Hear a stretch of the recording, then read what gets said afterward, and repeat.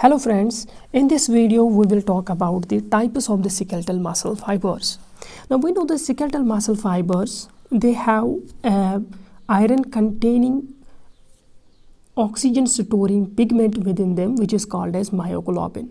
On the basis of the presence of the myoglobin, the content of the myoglobin present in the muscle fiber and other several factors, muscle fibers are of two types: red muscle fibers and white fibers. The red muscle fibers, these are also called as the type 1 fibers. Red muscle fibers are also called as type 1 fibers, while as the white fibers, they are also called as the type 2 fibers. So these will be called as type 2 fibers. As far as red muscle fibers are concerned, they have the high quantity of this myoglobin in their sarcoplasm. So these red muscle fibers, they have higher amounts of myoglobin. They have higher quantities of myoglobin than the white muscle fibers. So their myoglobin content is high myoglobin. And what is myoglobin? Myoglobin is, we can write here that it is an iron containing and oxygen storing pigment. It is an iron containing and oxygen storing pigment which is present in the muscles. And in these red muscle fibers, its quantity is higher. That is why these muscle fibers will appear as red, while as the amount of the myoglobin in the white fibers is comparatively less. So there is either very less or myoglobin less, or myoglobin can be altogether absent, or no myoglobin in these white fibers. So as a result of this, the red fibers will appear as reddish in color. So they will be reddish in color, reddish in appearance. So they will appear as reddish, while as the white fibers, they appear as pale yellow in color. So they are pale yellow in appearance. So they will appear as pale yellow in comparison to the red muscles. Now apart from these red muscle fibers, they are also called as the aerobic fibers. Why? Because they have this myoglobin present, and myoglobin will store this what is called as the oxygen, and therefore they will perform the aerobic respiration most of the time. Therefore, for this reason, these red fibers are also called as the aerobic fibers. So these are the aerobic fibers. Now in comparison to this, the white fibers, they are called as the anaerobic fibers. So these are called as the anaerobic fibers. These are anaerobic fibers. Now as far as these red fibers are concerned, they have the higher numbers of mitochondria.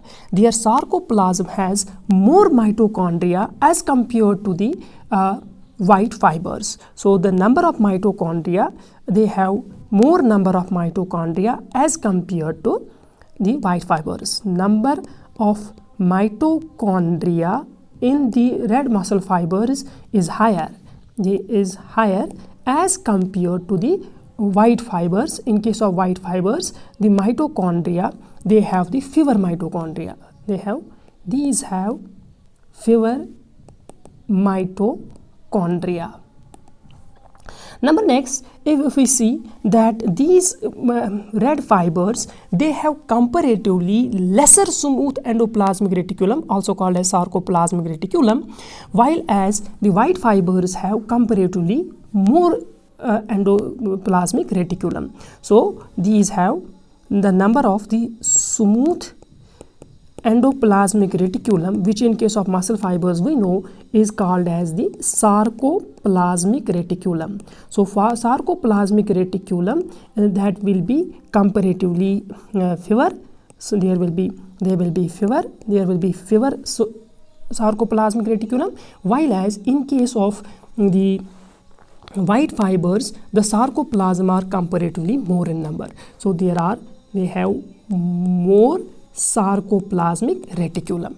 Now another difference between these two is that these red fibers, we will find that they are very slow.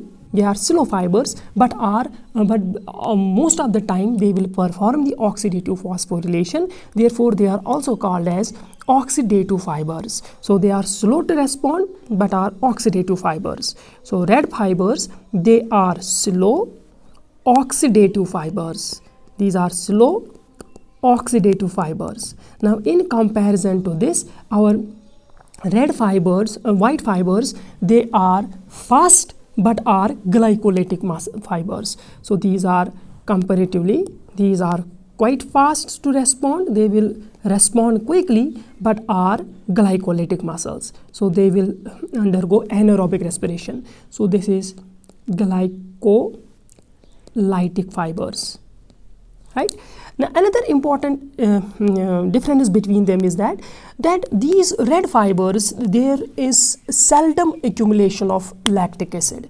So lactic acid is not very easily accumulated in these muscles. Why? Because they have a rich blood supply. Their blood supply is rich. They have abundant oxygen in store of these muscle fibers. So that makes them more efficient as compared to the white muscle fibers. So therefore lactic acid does not accumulate in these fibers. So we will write this point: lactic acid does not accumulate easily. So we will see that lactic acid does not get accumulated easily in case of the red fibers, while as in comparison to this, in case of the white fibers, there we will see that lactic acid gets accumulated quite quickly. So here we will see, in case of the white fibers, lactic acid gets accumulated quickly. Lactic acid quickly accumulates.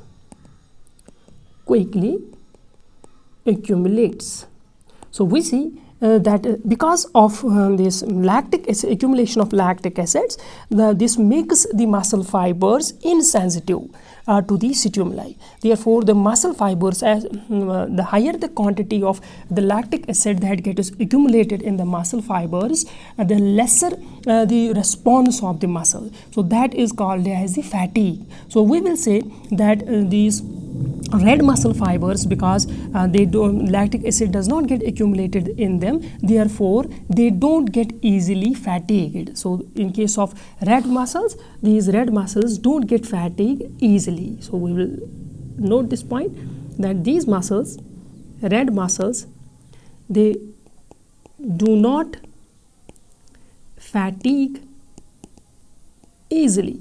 So they don't get fatigued easily, while as the white fibers, they get easily fatigued because lactic acid gets accumulated quickly, therefore they will get fatigued easily. So in case of these fibers or white fibers, these fibers will get fatigued easily. They get easily fatigued. They easily get fatigued. So you know that these muscles, a person is born with the specific number of red and white muscle fibers. So we all have specific numbers of red muscles and white muscles. So we are born with both red and white muscle fibers, but every person will be born with a specific number of red and white fibers. Now we will take some examples. Where do we find the red muscles and where are present the white muscle fibers? So as far as the red muscle fibers are concerned, these are present in the back muscles. Our back muscles are primarily formed of the red muscle. So I will show you this in the form of a diagram. So suppose this is the red muscle. This red muscle, this is the back muscle. This muscle is called as the erector supinae muscle. This is the erector supinae muscle, and this muscle is an example of the red muscle. This is an example of red muscle. This muscle is continuously in operation. Therefore, this type of muscle is a red muscle fiber.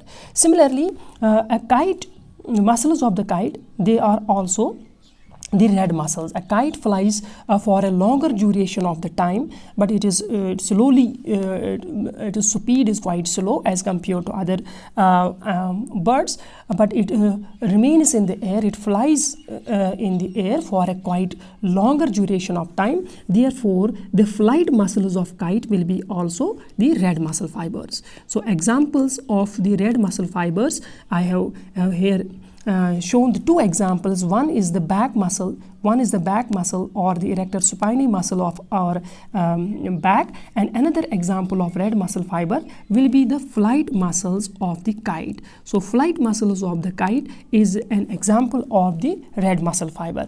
Similarly, if we take the white muscle fibers, so white muscle examples of the white muscle fibers include the muscles of our eyelids. We quite often blink our eyelids. Therefore, the muscles that are present in our eyelids, these are examples of the white muscle fibers. So muscles of our eyelids, that is an example of the white muscle fiber. Similarly, another example of the white muscle fiber in our case are the muscles associated with our eyeball. These are the eyeball muscles. We know these are eyeball muscle. Our eyeball is associated with several types of the muscles, and these muscles are responsible for the movement of our eyeball. So we again quite often move our eyeball. So therefore, these muscles have these white muscle fibers. So example of the eyeball muscle is a white muscle fibers. So eyeball muscles, these eyeball muscles, our eyeball muscles are examples of the white muscle fibers. Similarly, we will see that sparrow is another example of the white muscle fiber. Flight muscles of a sparrow, that will again be the white muscle fiber. So sparrow, muscles of the sparrow as compared to the muscles of flight muscles of the kite, the flight muscles of sparrow is an example of the white muscle fiber. So sparrow will have flight muscles. Flight muscle of sparrow will be white muscle fibers. Similarly, if we see in case of athletes, those athletes who run a long distance, for example, the marathon runners here. So this on the left image is that of a marathon runner. So these are images of marathon runner, and another is a 100-meter sprinter. So as far as these marathon runners are concerned, these marathon runners, they will run a distance of approximately 42 kilometers. So in a marathon, the athlete have to run approximately 42.2 kilometers. So marathon runners, these have to run, cover a distance of 42.2 kilometers. Therefore, they will be running quite slowly. As you can see here, they are running quite slowly, but their muscle fibers will be that of the red muscle fibers. So their red muscle fibers will be more developed than their white muscle fibers. So marathon runner has more red muscle fibers, has more developed, sorry, I should have written has more developed red muscle fibers as compared to 100-meter sprinter. So here is the 100-meter sprinter.